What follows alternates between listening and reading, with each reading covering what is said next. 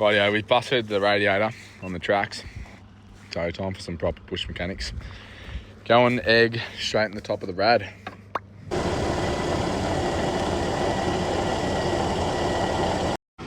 Righto, we've got a bit of JB Wild on there as well.